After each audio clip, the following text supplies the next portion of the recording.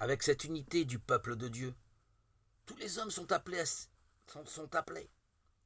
à cette unité, appartiennent sous diverses formes ou sont ordonnés des fidèles, et ceux qui par ailleurs ont foi dans le Christ et finalement sont des amis.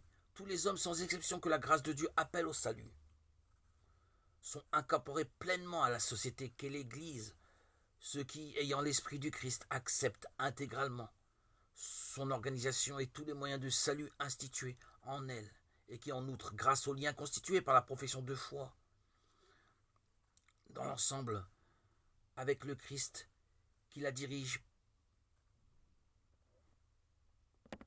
Mais attention, elle n'assure pas le salut pour celui qui faute, car le péché ne peut le sauver. Faute de persévérer dans la charité, il reste bien au sein de l'Église, mais non de cœur. Donc, il doit persévérer et s'améliorer pour pouvoir retrouver cette unité avec l'Église du Christ. Avec ceux qui, étant baptisés, portent le beau nom de chrétiens, sans professer pourtant intégralement la foi ou sans garder l'unité de communion avec le successeur de Pierre, l'Église s'est unie pour de multiples raisons.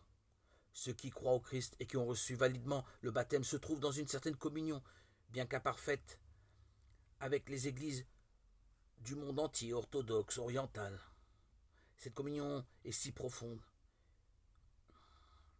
Elle atteindra la plénitude le moment venu. Quant à ceux qui n'ont pas encore reçu l'Évangile sous des formes diverses, eux aussi sont ordonnés au peuple de Dieu.